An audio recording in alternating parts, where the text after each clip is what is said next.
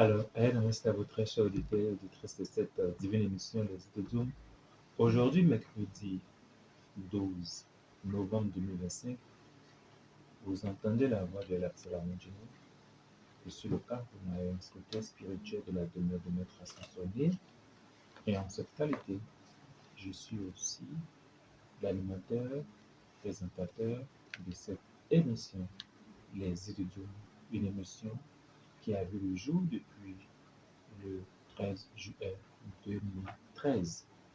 Alors, nous avons commencé depuis quelques semaines, plus d'un mois déjà, à développer une thématique autour de les mathématiques initiatiques de la vie. Et nous sommes, je crois, à notre sixième, cinquième numéro, quelque chose comme ça. Je ne me rappelle plus trop vraiment. Mais ce soir, nous allons poursuivre avec le point sur euh, l'automne, à savoir sur le signe mathématique, la soustraction. On a déjà commencé à décortiquer certains aspects hermétiques liés à la soustraction initiatique il y a 2 semaines. Okay?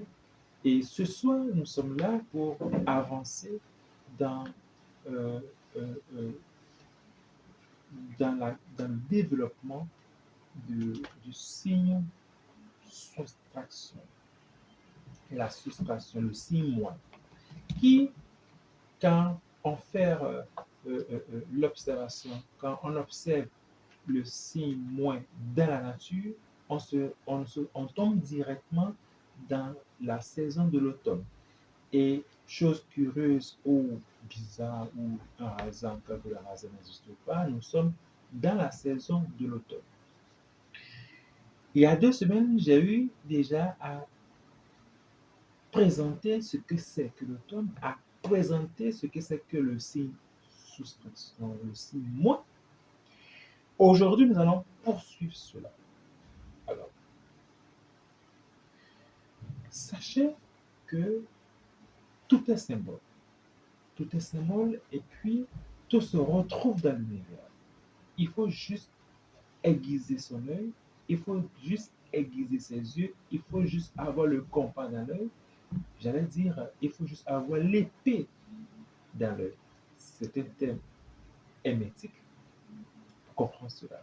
Dès lors que vous arrivez à avoir l'épée de Dieu dans l'œil, vous êtes à même de décortiquer le symbolisme, de comprendre au-delà de ce que le commun des mortels, de ce que le profane voit, et de toucher l'esprit de la chose. Et dès lors que vous vous amusez et que vous arrivez à toucher l'esprit des choses, vous allez commencer progressivement à apercevoir la robe de Dieu.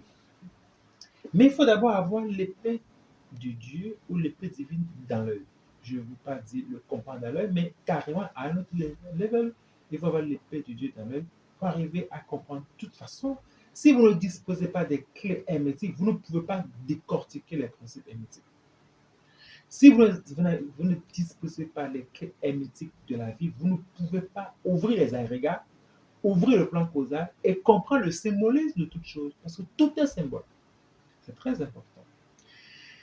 L'automne, pour l'homme, de toute façon, pour tout homme, parce que tout homme passe toujours par les mathématiques initiatiques. Notre vie est régie par les mathématiques de la vie et nous nous manifestons dans ce monde physique, sur cette planète, suivant les lois des mathématiques initiatiques de la vie. C'est très important. Le principe Kaya pour le Seigneur de la vie est un amas de principes extrêmement denses, que ce soit les mathématiques de la vie, que ce soit la physique quantique, que ce soit la géométrie sacrée, etc., etc., forment, j'allais dire, l'archétype même du Seigneur Kaya, le Seigneur de la vie. Et même après son apprenti, le Seigneur Yamaduta, le Seigneur de la mort, qui est l'apprenti ou qui est le compagnon du Seigneur Kaya. Je répète, le Seigneur Yamaduta est l'apprenti ou le compagnon du Seigneur Kaya. Je répète une troisième fois, le Seigneur Yamaduta est l'apprenti ou le compagnon très aimé du Seigneur Kaya. Donc, il n'y a jamais de combat ou jamais de rivalité entre la vie et la mort. C'est une complémentarité. Il n'y a que les abrutis qui pensent que, bon, d'accord, il y a une rivalité ou il y a un contraste ou il y a une guerre entre la vie et la mort. C'est pas possible. J'ai coutume de dire que même la mort vit de la vie. Tout simplement. La mort vit de la vie et tout vit.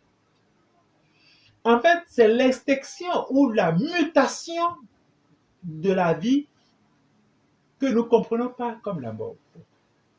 Donc, c'est comme s'il fait nuit et que vous proclamez haut et fort que le soleil a disparu, que le soleil n'existe plus. C'est une utopie.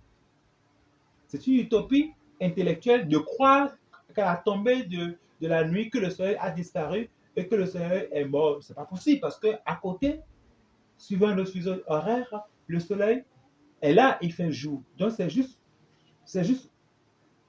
le voyage de la Terre autour du Soleil qui fait qu'à des endroits donnés, par rapport à la rotation de la Terre, il fait nuit, il fait jour, et ceci, mais ça ne veut pas dire que le Soleil a disparu. Ce n'est pas parce que les nuages ont couvert, sont noirs, gorgés d'eau, ont couvert le Soleil que le Soleil a disparu. Au-delà des nuages, le Soleil existe toujours. Donc ça veut dire quoi? La vie est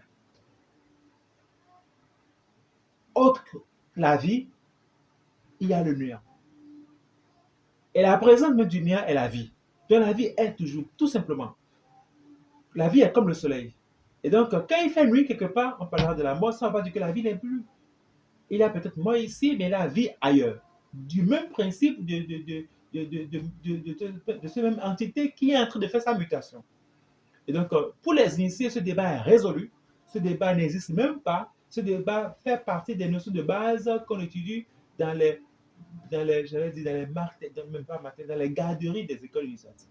Donc, dans les garderies des écoles initiatiques, on comprend fondamentalement que la vie vit et que la mort vit de la vie.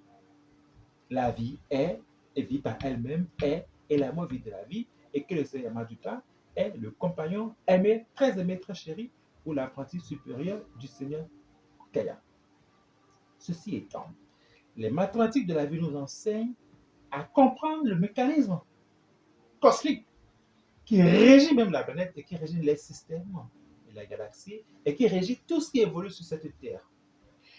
Et pour l'homme qui est une conscience manifestée, le cursus ou l'évolution temporelle d'un courant de vie sur Terre est influencé par les mathématiques de la vie. Donc, à un moment donné de votre vie, nous nous retrouvons dans la soustraction. À un moment donné de l'homme vit la soustraction dans sa vie.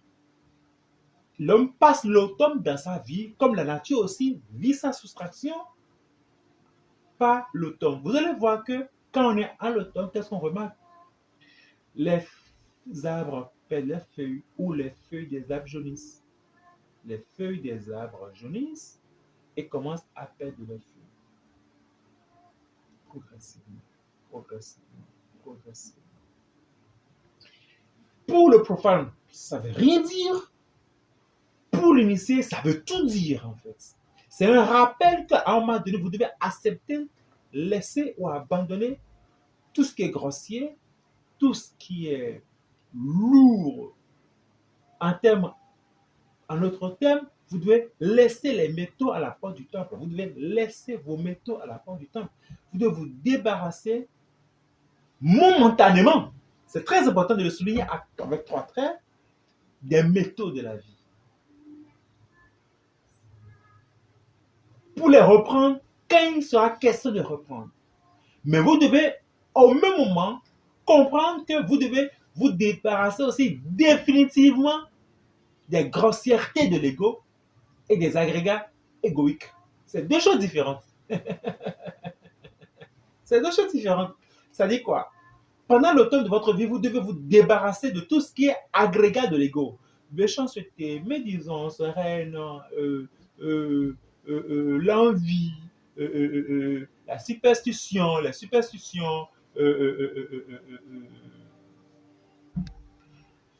tout ce qui est bêtise de l'homme, quoi. Tout ce qui est lourd pour l'humain. Le mensonge, le vol, la médisance, la reine, tout ce qui est mal, tout ce qui est mal, tout ce qui est mauvais constitue l'ego, la personnalité. Il faut carrément, comme le dit en langage MT, il faut tuer l'ego.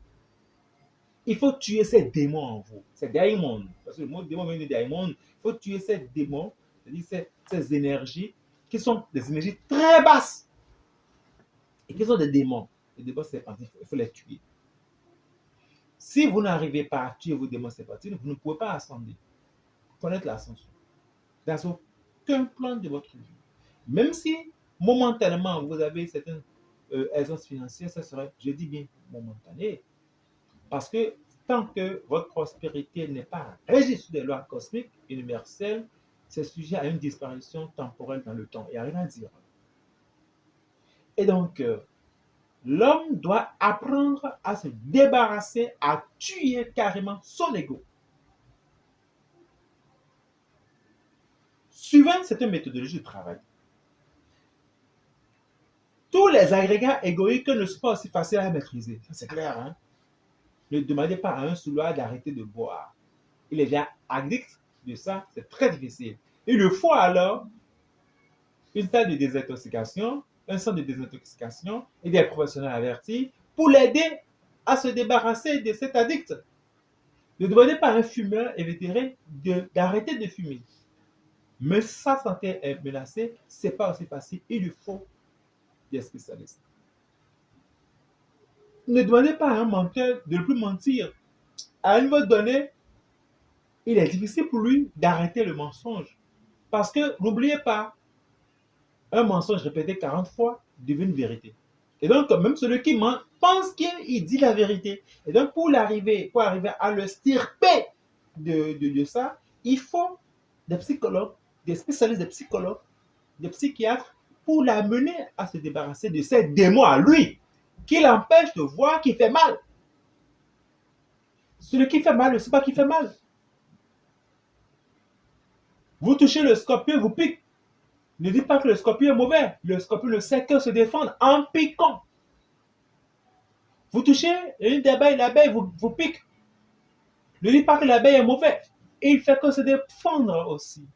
Et donc, il faut apprendre à faire le dispatch des choses, à faire la part des choses et comprendre que celui qui a pour habitude ou qui a pour nature d'attaquer, pour l'amener à revisiter sa politique, il faut une méthodologie, il faut aller d'étape à étape. Et si vous n'êtes pas un professionnel et que vous n'avez pas les outils nécessaires, vous allez échouer dans votre approche de faire changer l'autre parce que ce n'est pas aussi évident de faire changer l'autre. Il faut juste lui présenter véritablement les principes et lui faire présenter ce qu'il est. Bien que vous êtes dans une tendance de changer quelqu'un, vous agressez la personne systématiquement parce que vous violez le libre arbitre, la loi du libre arbitre, qui interdit, mais qui réfute ou qui conseille de ne pas agresser l'intimité ou le périmètre de vie de chacun. Chaque âme est libre d'expérimenter ce qu'il veut. Et donc, la période d'automne dans la vie d'un humain, à un moment donné, quand vous avez l'âge de l'automne, il y a un mécanisme intérieur qui s'enclenche systématiquement. Vous allez voir, il y en a qui disent que, bon,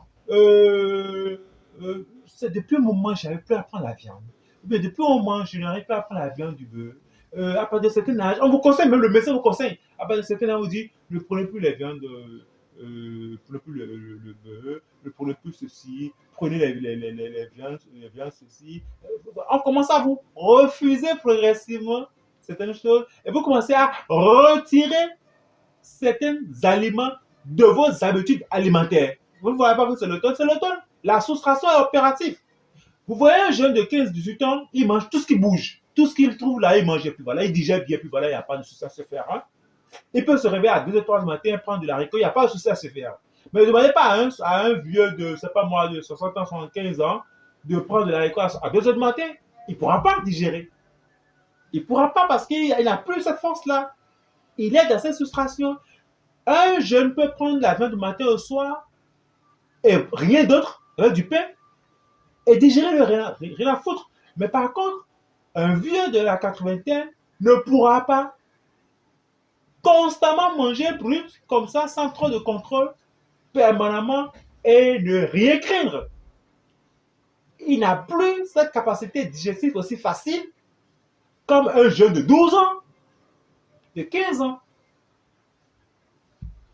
Vous allez voir, il réduit complètement l'huile, il réduit les viandes, il est aux fruits, il est au sport, il fait les marches. Mais c'est comme ça.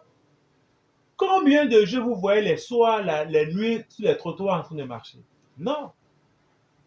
Mais c'est les gens un peu âgés qui commencent à prendre de l'âge et qui commencent à prendre soin. Ils font de la soustraction. Mais le jeune n'a pas que ça à faire. Lui, il peut se réveiller à 5 heures du matin, il va et vient, il va en boîte de nuit, il sort au petit matin, et puis il peut l'accumuler comme ça pendant des années, sans aucun problème. Mais ne soumettez pas un vieux, quelqu'un de la soixantaine, 75, 80, à ce rythme, il ne pourra pas supporter. Parce qu'il est déjà dans la soustraction. À telle heure, il doit être chez lui à la maison, il doit être au lit, il doit pouvoir se coucher avant 0 heure et se réveiller à 6 heures du matin. Pendant que le jeune peut se coucher à 1 heure, 2 heures du matin et se réveiller à 6 heures du matin ou à 5 heures. Il peut faire 2 heures de sommeil et puis il récupère vite. Il peut vite récupérer comparativement à un jeune. Le jeune qui récupère très vite comparativement à un vieux qui aura du mal à récupérer. Et donc, quand on est dans sa phase d'automne, dans sa vie, on ne vous dit rien, mais c'est le corps qui commence à refuser certaines habitudes.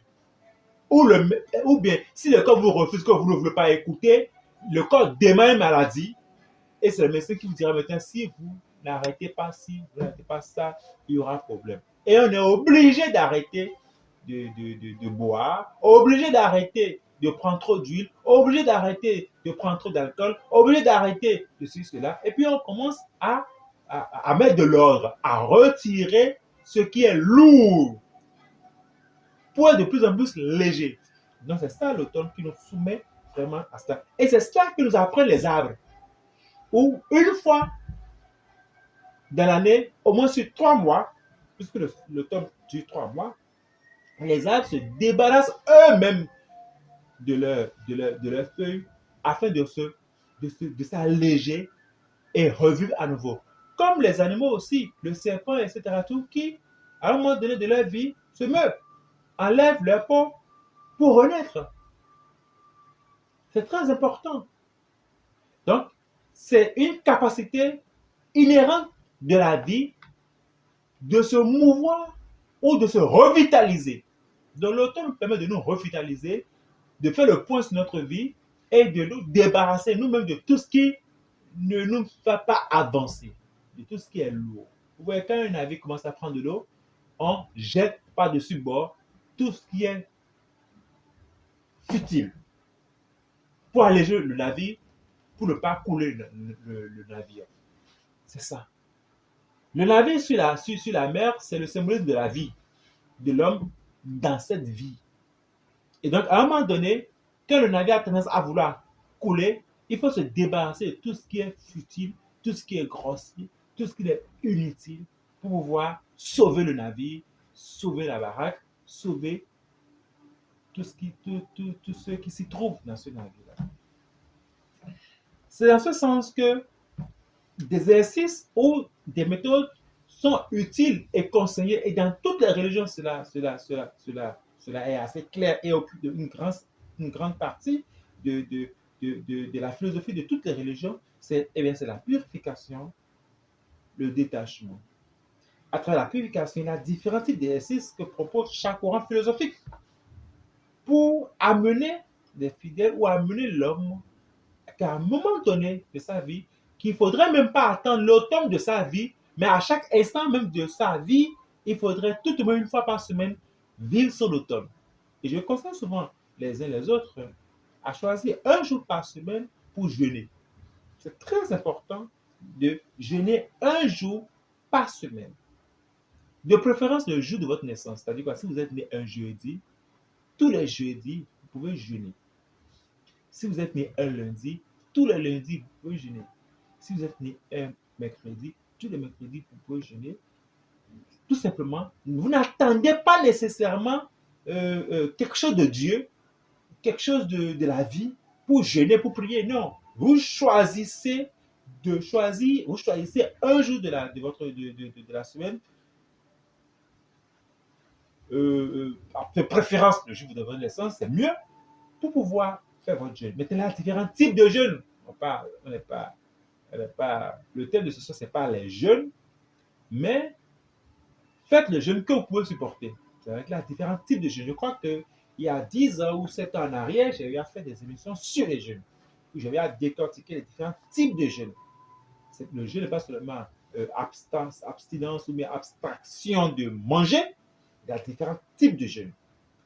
Et donc, déjà, le jeûne participe déjà, et puis le médecin, comme le médecin ne dira pas le contraire, que c'est très important de jeûner une fois par semaine, histoire de vider le côlon, sauf le côlon, de tout ce qui est déchets, etc. Ça fait du bien au niveau de la physiologie du corps, au niveau du mécanisme du corps, au niveau du métabolisme du corps. Ça fait du bien physiquement, comme ça fait du bien au niveau de l'âme, au niveau des différents corps subtils. Et donc ça, tout ça, c'est déjà la subtraction, parce que vous refusez de ne pas nourrir votre corps pendant un moment que vous pouvez supporter, je le précise, un moment que vous pouvez supporter. Ça vous permet vraiment de vous alléger le corps, de vous purifier et de vous alléger et de monter votre vibratoire. C'est très important. Le détachement qu'exercent les arbres en se débarrassant de leurs feuilles aussi constitue vraiment des formes de techniques que la nature pratique pour pouvoir se renouveler incessamment et incessamment. Nous allons repartir au niveau de la technique, observer une pause publicitaire à travers le communiqué relatif à Shambhala. Merci. Enseignement de Shambhala 2025-2026, 13e édition. Il faut apprendre à manger le feu et boire la lumière. El Axel Wanjino, Kahuna et instructeur spirituel de la demeure des maîtres ascensionnés, organise un enseignement spirituel du samedi 15 novembre au dimanche 14 décembre 2025 à partir de 19h30. Les 10 enseignements sacrés sont exécutés par le Logos, les Hirak, le Saint-Esprit et toute la hiérarchie spirituelle depuis l'aube des temps. C'est un secret bien gardé. Notez bien, venez avec votre torche blanche. Téléphone et WhatsApp plus 229 01 96 34 66 66. Site web www.logedma.org. Lieu, siège de la DMA, 6 heures de mai à la descente de l'échangeur, en allant vers Olida. Rue avant le bas, pas de prince. Ayam, que la paix demeure.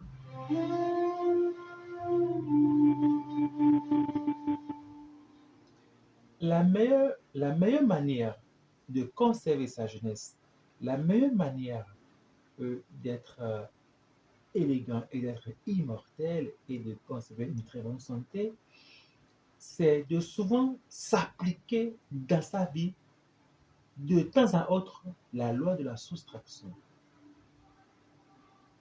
De se retirer de l'agitation de la vie, de se retirer du mécanisme de Maya pour se retirer profondément au-dedans de soi, retrouver le Saint des Saints, pratiquer la lumière, se recharger, se purifier, s'instruire, se relaxer et s'élever. Et surtout, ce que de plus en plus l'humain ne fait plus, écouter Dieu. Écouter Dieu, écouter les anges, écouter les archanges, écouter les élohim, écouter les chérubins, écouter les séraphins, écouter les archanges, écouter l'Esprit Saint. On n'écoute plus l'invisible. Les humains n'écoutent plus l'invisible. Les humains n'écoutent plus l'invisible, mais par contre, l'humain parle trop à l'invisible. L'humain prie beaucoup. L'humain, vous allez dans tous les lieux de culte, on fait que prier, prier, prier. On n'écoute jamais le retour de la prière. On n'écoute jamais l'Esprit Saint. On est là tout le temps à prier, prier, prier. D'aucuns pleurent, pleurent, pleurent. D'autres sautent, sautent, sautent. D'autres acclament. On peut tomber. On peut faire tout ce qu'on veut. On fait que prier, prier, prier, demander, demander, demander. On fait que demander. On est des enfants pourris, des enfants gâtés. De Dieu, bien sûr. Hein? On est des enfants gâtés. On est là à prier. Je veux ci, je veux cela, je veux ceci. Dieu demande ceci. Vous imaginez que vos enfants vous pourrissent la vie tout le temps, disent papa, je veux ceci, je veux ceci, je veux cela. Et jamais ne disent merci. Hein? Jamais ne demande pas ce que veut papa. Jamais ne demande pas ce que veut maman. Jamais ne travaille pas bien à l'école. Ils ne foutent rien. Mais ils sont tout à réclamer, je veux ceci, je veux cela, je veux ceci, je veux cela. Parce qu'ils estiment que c'est leur droit. Eh bien, je suis désolé. C'est la raison pour laquelle les initiés observent et trouvent que c'est une aberration qui ne dit pas son nom. Et le principe même méthodique du fonctionnement même de la vie au niveau de la cosmogonie hermétique avancée et des structures avancées, c'est qu'il y a un calendrier secret dans la vie qui n'est pas accessible aux profanes. Et dans ce calendrier, il y a la période de Shambhala, qui est du 15 novembre au 14 décembre. Avec des programmes qui changent chaque année. C'est jamais la même chose. C'est la raison pour laquelle cette période-là se trouve encore en automne, qui est la période de 3 mois que dure le principe universel de la soustraction. Sur les 3 mois que dure la soustraction, il y a la retraite de Shambhala qui se déroule du 15 novembre au 14 décembre, où on se retire momentanément, au moins on se donne 2 à 3 heures de temps, on se retire des soubresauts de la vie pour pratiquer les travaux ésotériques hermétiques avancés. Chaque année, on fait 1 mois de retraite tous les jours, non-stop, tous les jours sur 1 mois. Ça dit quoi? Tous les jours, tous les soirs, du côté de la demeure de Massassolé, il y a les travaux hermétiques ésotériques qu'on appelle Shambhala. Du 15 novembre au 14 décembre. Si vous êtes intéressé, contactez le numéro de la demeure de Massassolé pour plus d'informations. C'est très inhérent même à la vie, à l'automne. Et c'est quoi Shambhala? Shambhala, c'est le siège même du gouvernement spirituel de notre planète.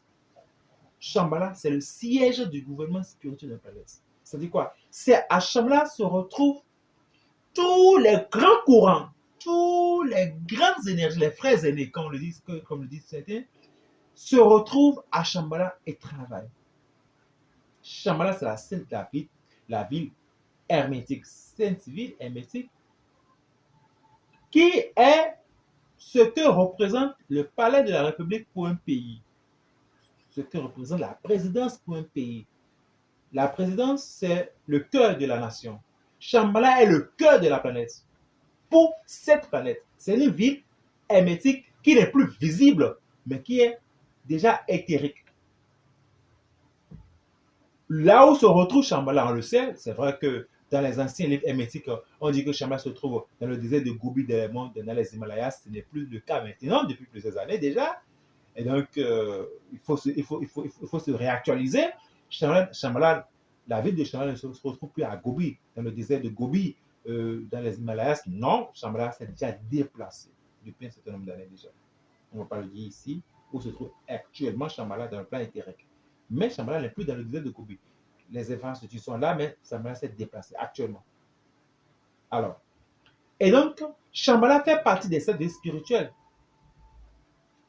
Damka, Agam, Des, Akevia, Kimtu, Napa, Sadan, etc.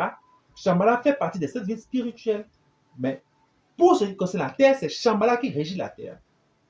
Et donc, tout ce que les humains appellent à terre à travers Dieu, c'est-à-dire les grands courants hermétiques, comme ça Bouddha, que ce soit l'Esprit Saint, que ce soit les maîtres ascensionnés, que ce soit les archanges, les archaïs, les élohim, les chérubins, les séraphins, les trônes, les dominations, les vertus, les principautés, l'Esprit Saint, le grand directeur divin, etc., les hiérophanes, les hiérarques, toutes ces hiérophanes constituent le corps de Shambhala. Vous voyez, tout ce que je viens de citer, ce sont des postes, des grandes énergies, des courants de vie que l'humain ne connaît pas. Tout et on schématise, tout on dit Dieu. Dieu, c'est un corpus. Dieu, c'est un gouvernement qui régit l'organisation ou l'architecture ou l'ossature même spirituelle de la terre. Quand vous faites une prière à un ange, l'ange ne peut pas opérer si l'ange n'a pas un retour, n'a pas l'autorisation de son archange. L'archange ne peut pas opérer si l'archange n'a pas l'autorisation de l'Elohim, ainsi de suite, ainsi de suite. Donc il y a toute une hiérarchisation. Et quand vous voyez les grands seigneurs, les grands hiérophanes, pendant Shambhala dans le monde intérieur, mais c'est de la beauté.